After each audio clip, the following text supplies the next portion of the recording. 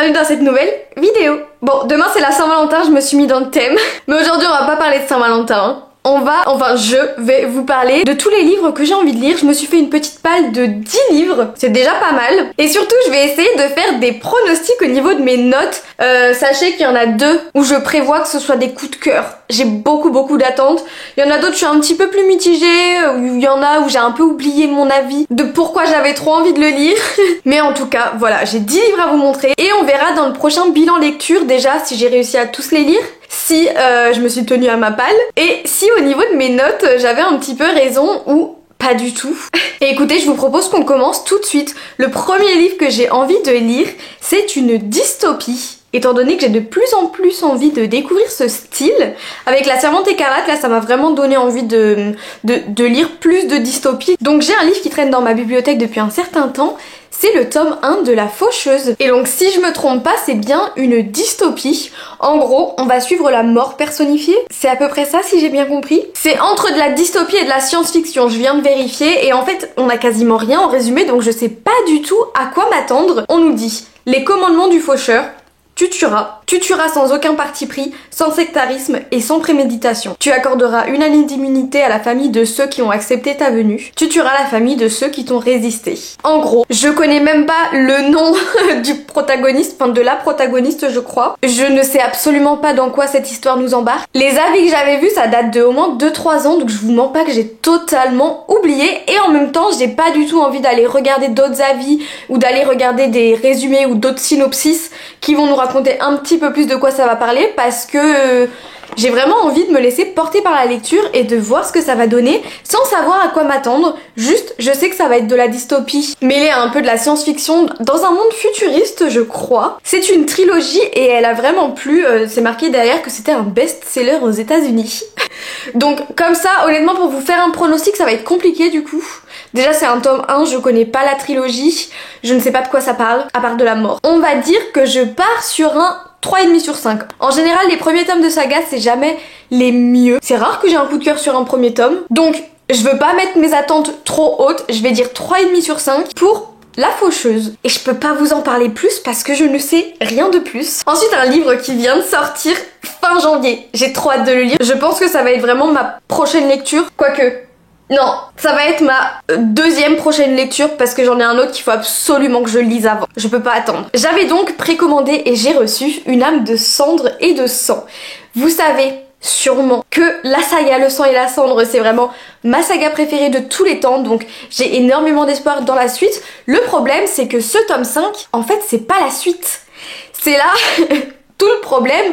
En fait, on va tout simplement suivre le tome 1, mais du point de vue du protagoniste masculin, donc de Hawk. Je me dis qu'on va découvrir pas mal de choses étant donné qu'il est pas tout le temps là. Donc il a sûrement dû faire plein de choses cachées qu'on ne savait pas, qu'on va découvrir dans celui-là, sinon il n'y a aucun intérêt. Et surtout on va découvrir encore plus la manière dont il va tomber amoureux de notre protagoniste, étant donné qu'on est sur une romantaisie, il n'y a aucun suspense, il y a une romance. Maintenant, le fait qu'on n'avance pas plus dans l'avancée de l'histoire, j'avoue que ça me chagrine un peu, donc je pense pas que ça va être une lecture coup de cœur, honnêtement. Je préfère mettre mes attentes assez basses, même si c'est sûr que je vais adorer, étant donné que c'est ma saga favorite de tous les temps.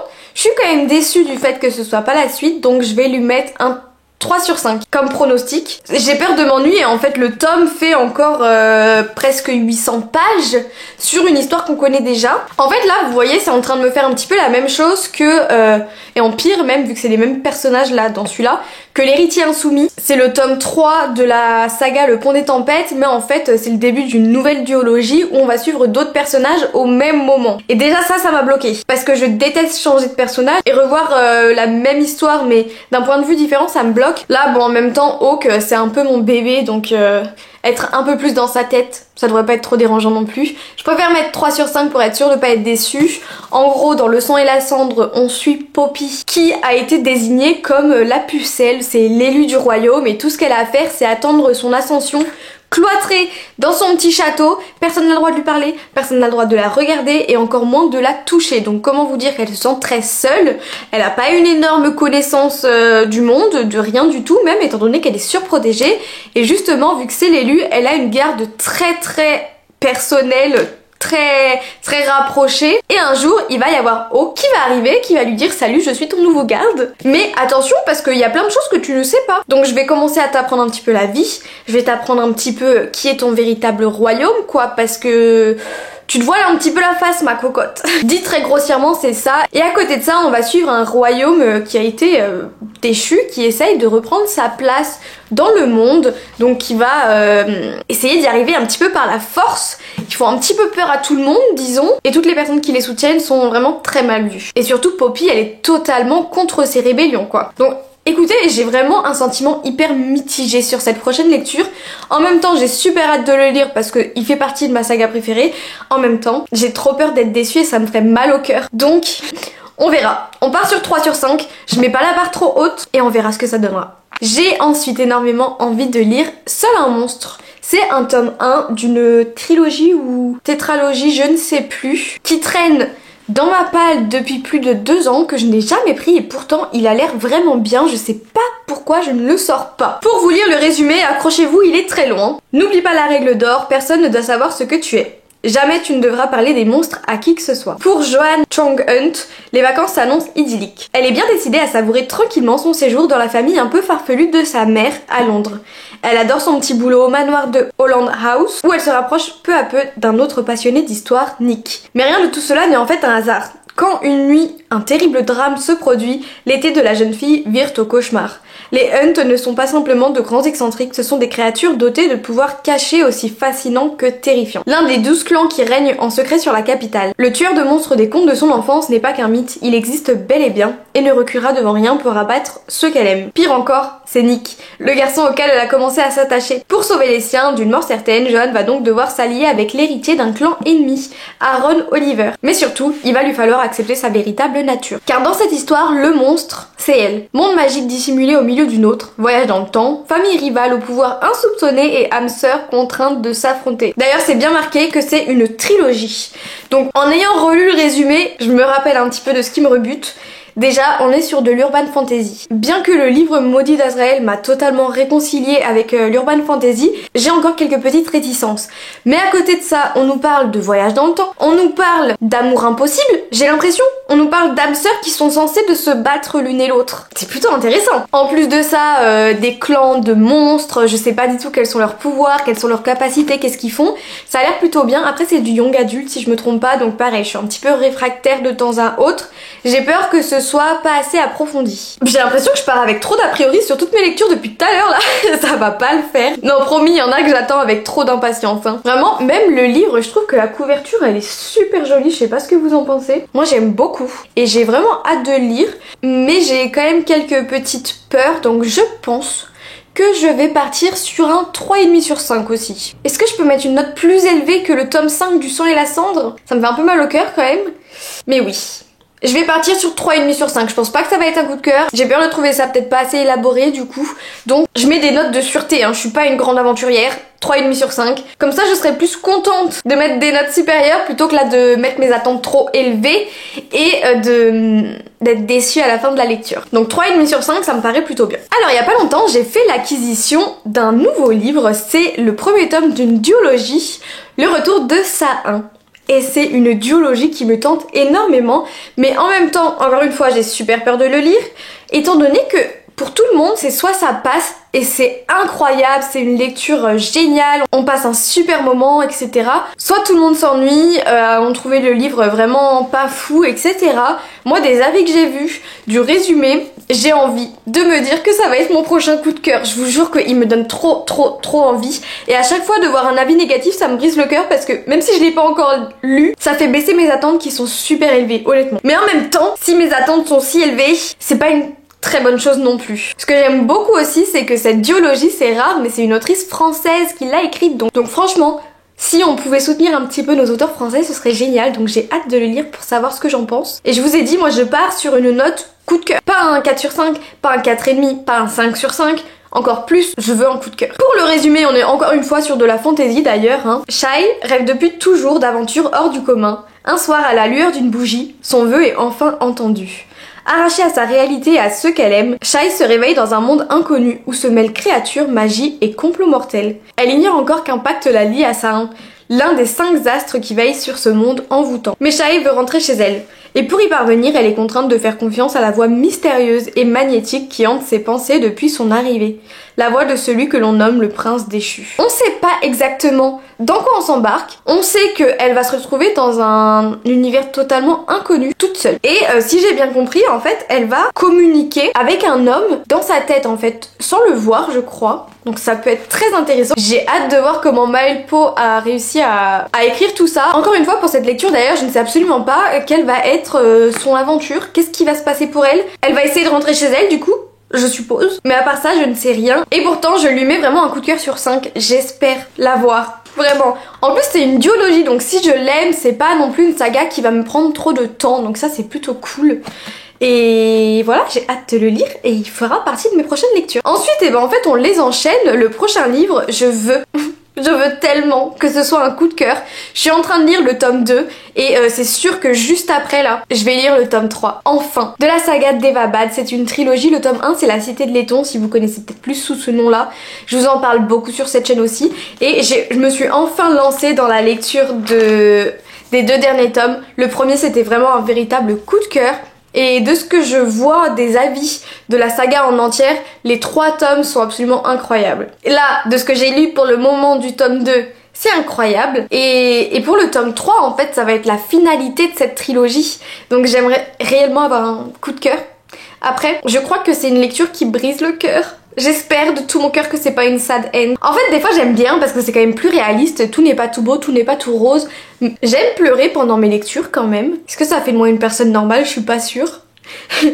Mais en même temps, j'aime tellement les personnages que j'ai pas envie qu'il leur arrive du mal, quoi. Donc on verra, je vais absolument pas lire le résumé. Je vais juste vous lire le résumé du tome 1, du coup, étant donné que je suis en train de lire le tome 2 et que j'ai toujours peur de vous spoiler des choses en trop.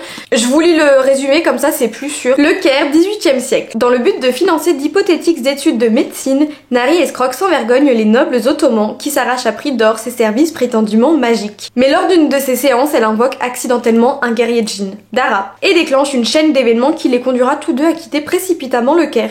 Leur périple à travers les sables brûlants du désert, grouillant de créatures de feu et de rivières, où dorment des êtres mythiques, a pour destination Devabad, la légendaire cité de Laiton. Voilà pour le résumé qui est franchement très soft parce qu'il se passe tellement de choses en plus. On va découvrir vraiment tout un univers de fantaisie orientale avec des peuples de djinns qui vivent à l'écart des humains. En fait, les humains en ont extrêmement peur. Et toute cette cité, tout ce peuple qui est divisé en plusieurs autres peuples, en fait, il y a plusieurs catégories de djinns qui ne s'entendent pas tous bien du tout. C'est super intéressant et en plus de ça, on a Nari qui va se trouver là au milieu de tout le monde et qui ne sait absolument pas pourquoi, qu'est-ce qu'elle a à voir là-dedans, pourquoi elle doit mettre les pieds dans cet endroit qu'elle ne connaît ni d'Adam ni d'Ève. Donc si vous avez envie de découvrir une nouvelle fantasy où il n'y a pas du tout de romance, enfin presque pas, c'est plutôt minime, je vous la conseille à fond. En plus, fantasy orientale, on apprend plein de choses sur tout ce qui est la mythologie orientale avec toutes les créatures dont personnellement j'avais jamais entendu parler et qui sont super intéressantes. Donc j'aime beaucoup et j'ai vraiment, celui-là, mes attentes sont tellement hautes. J'ai envie d'un coup de cœur pour celui-là aussi. Le prochain livre que j'ai envie de lire cette fois-ci, c'est sur de la mythologie grecque. Je vous l'ai montré dans ma vidéo dédiée à la mythologie grecque. J'aimerais beaucoup lire l'or. Le seul problème, c'est que vraiment c'est un livre qui me tente trop depuis super longtemps, mais juste que j'ai jamais pris le temps de lire. J'en ai quasiment jamais entendu parler sur les réseaux sociaux. Et là, d'un seul coup, je sais pas pourquoi, mon téléphone m'a sorti 2 TikTok de filles qui l'ont trouvé nul. Vraiment, elles l'ont pas du tout apprécié. Donc j'ai super peur de ne pas apprécier ma lecture. Je vais lui mettre un 3 sur 5 aussi, je pense, du coup. Parce qu'elles m'ont vraiment fait baisser mes attentes, au final. Mais j'ai quand même envie de me faire mon propre avis. Le résumé me tente vraiment beaucoup. En plus, mythologie grecque, j'ai l'impression que ça fait un moment que j'en ai pas lu, là, quand même. Je crois que le dernier que j'ai lu, c'était le Chant d'Achille. Ça fait un petit moment. Donc, j'aimerais bien me replonger dans cet univers de dieux et déesses grecs. Alors, pour le résumé, parce qu'ils ont défié Zeus, les dieux de l'Olympe doivent se soumettre à l'Agone. Tous les 7 ans, pendant 7 jours, ils descendent sur Terre et perdent leur immortalité. Les descendants des lignées de héros peuvent alors les tuer, s'approprier leur pouvoir et devenir des dieux à leur tour jusqu'au prochain Agone. New York de nos jours, Laure, dernière survivante des Perséides, après que son clan a été anéanti par une famille rivale, essaye d'oublier cet événement traumatique. Mais un soir, elle trouve sur le pas de sa porte une femme ensanglantée qui prétend s'appeler Athéna. La chasse aux dieux est ouverte. Une chasse aux dieux grecs qui ne sont plus immortel, avec des gens qui veulent réussir à s'approprier leur pouvoir en fait, prendre leur place et devenir un peu les nouveaux dieux. J'espère qu'on va quand même avoir pas mal de dieux qu'on connaît de base et que ça va pas être que des nouveaux qui ont déjà pris la place quoi. Et j'espère que même si ça va se passer à New York, on va quand même bien parler de la mythologie grecque et que ça va pas trop être mis de côté par l'enjeu, je sais pas, de sauver Athéna ou de ne pas se faire tuer, j'en sais rien. Mais vraiment personnellement sur le papier ça me donne très envie. Surtout que la couverture franchement je l'aime bien avec Méduse sur le devant et l'écriture en doré, c'est sympa hein, aussi. Bon après c'est du détail, hein, l'important c'est le contenu. Pas la couverture. Mais est-ce que du coup l'or qu'on va suivre est une méduse? Je ne sais pas. Je vais partir sur un 3 sur 5 du coup pour cette lecture parce que comme je vous l'ai dit, je viens de voir passer 2 avis négatifs donc ça me fait un petit peu peur mais en même temps ça m'a donné envie de le lire quand même pour me faire mon propre avis à moi et voir si je suis d'accord avec les avis que j'ai vu passer ou pas. Ensuite bon alors ce livre j'ai toujours pas réussi à le sortir alors que j'étais censée le lire en janvier mais c'est une romance classique et ça me freine un petit peu vraiment. C'est pas mon style de prédilection du tout. Maintenant il est dans ma bibliothèque, ça fait un moment qu'il traîne et je pense que le fond un petit peu de poker peut être sympa. J'essaye de le remettre dans cette palle pour voir si j'arrive à le lire en février et on verra tout ça. Pour le moment j'en suis pas convaincue, en fait j'ai tellement de livres qui me donnent envie là que je viens de vous présenter ou que je vais vous présenter que celui-là j'ai peur qu'il passe en dernier en fait. C'est pas qu'il me donne pas envie parce que j'aime bien la romance quand même de temps en temps mais c'est que tous les autres livres me donnent toujours plus envie donc celui-là il se retrouve toujours un petit peu mis de côté malheureusement. Donc si je me trompe pas on est sur une romance entre 2 joueurs de poker ou quelque chose comme ça, je vais vous lire le résumé. S'il y a bien une chose que Rose et Lévi ont en commun, autre qu'un passé sombre, c'est le poker. Elle est née avec un don, il a passé sa vie à dépouiller les casinos du monde entier pour un jour devenir le meilleur. Arrivé à son apogée, un seul obstacle se dresse devant lui. Tito Ferrani, sa némésis de toujours. Si son honneur lui a jusqu'ici évité de révéler au public les nombreuses tricheries de Tito, Lévi refuse de se laisser faire plus longtemps. Cette année, un seul homme remportera le tournoi mondial de poker et ce sera lui. Pour cela, il fait appel à Rose, un détecteur de mensonges sur pattes en recherche d'argent facile. Capable d'affirmer qui bluffe et qui dit la vérité, elle accepte de devenir son arme secrète. Mais si Lévi refuse de se laisser distraire par l'attirance qu'il ressent envers elle, Rose compte bien lui rendre la tâche difficile. Alors en plus j'ai l'impression que c'est un petit peu original parce que j'ai l'impression que c'est elle qui va être un peu plus avenante par rapport à lui. Et c'est pas quelque chose que j'ai forcément de l'habitude de lire, donc pourquoi pas. Tout le fond de poker et de le fait qu'elle arrive un petit peu à déceler qui ment, qui dit la vérité, etc. Ça peut être aussi très sympa. Et apparemment, il y a un plot twist qui est assez énorme dans ce livre. Donc ça, j'avoue que ça me tente. Je vais partir sur la note de 3,5 aussi. Je peux pas lui mettre plus qu'une romantaisie ou qu'une fantaisie, étant donné que c'est pas mon style de prédilection. Mais en même temps, dans la romance, c'est quand même un livre qui me tente. Donc je mets 3,5 et on verra ce que ça va donner. Et si j'arrive à le sortir, peut-être que vous le retrouverez dans ma palle du mois prochain encore. Mais c'est pas l'objectif. Allez, j'ai encore 3 livres à vous montrer et j'ai vraiment très envie de lire le tome 1 de Kéléana. Donc j'ai une ancienne version, mais en fait si le tome 1 me plaît, je me tournerai vers les nouveaux livres qui viennent de sortir où le titre s'appelle bien Trône de Verre et plus Kéléana, étant donné que Sarah J. Maas, l'autrice, elle a vraiment voulu tout rééditer pour que dans toutes les langues en fait sa saga ait le même nom. C'est une saga en 6 ou 7 tomes si je me trompe pas et vraiment je fais que de voir des edits sur TikTok des personnages, ils ont l'air trop cool mais à chaque fois j'essaie de passer vite pour éviter de me faire spoiler quoi que ce soit. Alors si je me trompe pas, Sarah J. Maas elle a fait un petit peu pareil entre Kéléana et ACOTAR dans le sens où le tome 1 nous emmène dans une direction qui s'avère être totalement différente par la suite. Donc pour ce tome 1, je vais miser sur un, pareil, 3,5 sur 5.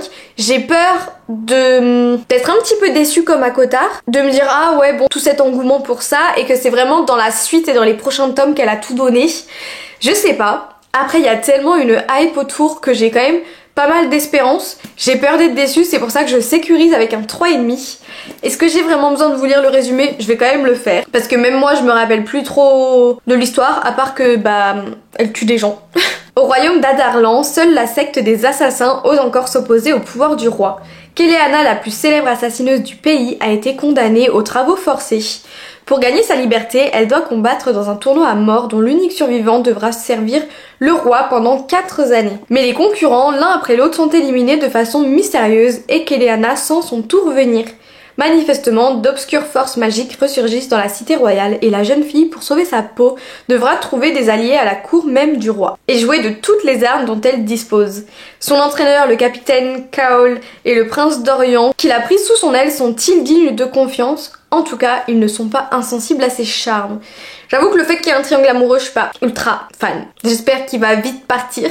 Mais sur papier et avec toutes les revues et tout ce que je vois passer sur les réseaux sociaux de cette saga, en plus j'ai énormément aimé Akotar, j'aime bien la plume de l'autrice donc je pense que ça devrait me plaire. Je mise quand même sur un 3,5 étant donné que c'est un tome 1. C'est assez rare que je sois ultra fan directement dès le tome 1. Pas comme la Cité de Laiton par exemple, vous voyez. Donc 3,5 sur 5, vraiment je la joue sécure aujourd'hui. Alors pour l'avant-dernier livre, je peux vous dire que mes espoirs sont très hauts. C'est le tome 3 d'une saga. Le tome 1 était bien, le tome 2 était très bien et je sens avec ce qui s'est passé à la fin du tome 2, que le tome 3 va être incroyable. Je vais miser sur un 4,5 sur 5 pour Glim, donc le tome 3 de la saga d'Oren. Le tome 1 c'est Guild, le tome 2 c'est Glint, et donc le tome 3 c'est Glim. Déjà il est beaucoup plus épais que les autres, mais surtout que disons qu'entre le tome 1 et le tome 2 il y a eu plein de choses super intéressantes, surtout au niveau du développement des personnages. On a eu quelques petites avancées au niveau des complots politiques, etc. Mais avec la fin du tome 2, je sens que le tome 3 ça va être une masterclass. En plus de tous les avis que j'ai vu passer, je vois que le tome préféré de tout le monde, c'est le tome 3. Donc j'ai énormément d'attentes. Je veux pas miser sur un coup de cœur parce que 3 en un mois, ce serait trop beau pour être vrai, je pense. Donc je vais miser sur un 4,5 sur 5 quand même. Je pense qu'il va vraiment beaucoup me plaire. Et j'ai hâte de découvrir ce que nous attendent les aventures d'Oren. Donc pour le résumé du tome 1, en gros, Oren, elle a été recueillie très jeune par le roi Midas. Donc c'est vraiment comme la légende, tout ce qu'il touche devient or. Il la prend sous son aile et il en fait sa protégée en fait. Et lui, il va réussir un petit peu à gravir les échelons et il va devenir roi. Du coup, pour la protéger, il va la mettre en cage dans son château. Elle a jamais le droit de sortir.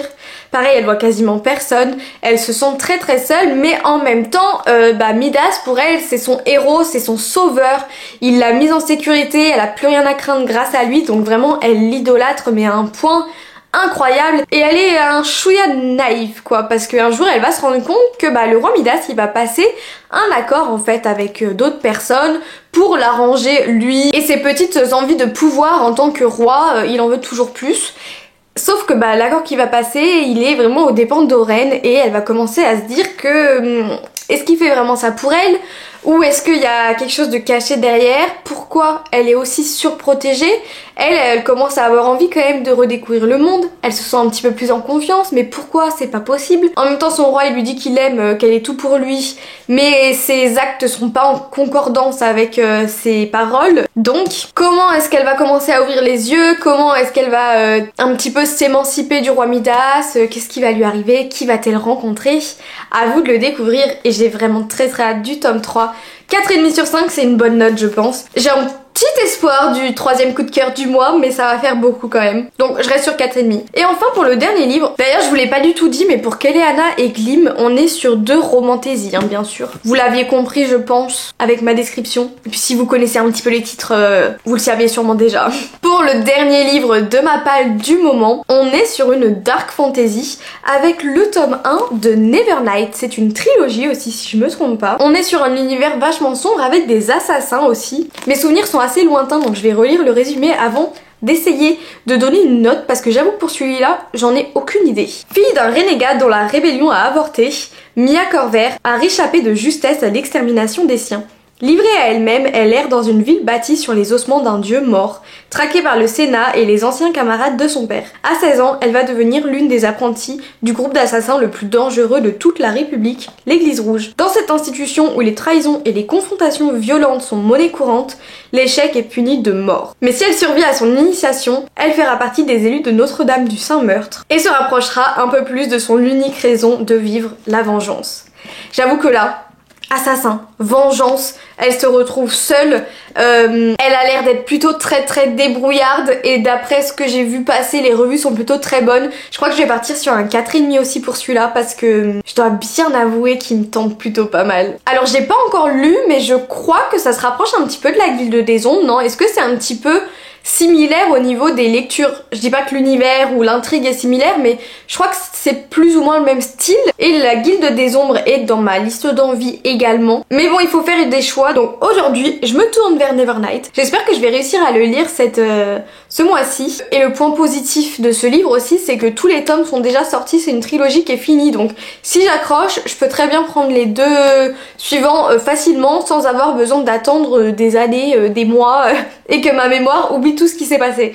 C'est pour ça que pour La Cité de Laiton, le tome 2 et le tome 3, je veux vraiment les enchaîner parce que j'aime tellement l'univers que j'ai pas du tout envie d'oublier ce qui va se passer dans le tome 2 avant de me lancer dans la fin de la trilogie. Donc je vais vraiment les lire les deux à la suite. Ça c'est sûr et certain. En vrai, au niveau des notes, on est entre 3 et coup de cœur. On a beaucoup de 3, 3,5 quand même, quelques 4,5 et 2 coups de cœur. Alors évidemment, mon rêve ce serait que toutes ces lectures se transforment en coup de cœur. Malheureusement, on le sait tous. C'est très rare que ça arrive. J'espère quand même que mes 2 pronostics coup de cœur vont se révéler vrais, parce que j'ai énormément d'espoir. J'espère avoir de belles découvertes et pas de déception. Pouvoir vous parler que de belles lectures pour le prochain update lecture. N'hésitez pas à me donner vos avis du coup si vous avez déjà lu les livres que je vous ai présentés jusque là. Comme ça peut-être qu'en fonction de ce que vous me direz, je ferai une petite liste de priorités parmi tous ces livres pour savoir vraiment lesquels je vais lire. Parce que clairement je pense pas que je vais réussir à lire 10 livres dans le mois malheureusement. Bon en tout cas j'espère que c'était une petite vidéo qui vous aura plu à regarder. Je me suis dit que de rajouter des petits pronostics ça pouvait être assez sympa et ajouter un petit peu d'enjeu à cette vidéo. Bien que je ne sais absolument pas ce que me réservent ces lectures. En tout cas si jamais cette vidéo vous a plu, n'hésitez pas à mettre un petit like. Vous pouvez également vous abonner comme d'habitude pour ne pas louper la suite de mon contenu. Je vous poste tous les jeudis et dimanches sur cette chaîne. Donc si vous aimez le contenu littéraire et que vous avez bien envie de voir la suite de mes lectures, ça se passe juste en bas. Sur ce, moi je pense que je vais vous laisser tranquille. On se dit à très vite dans une prochaine vidéo. Gros bisous!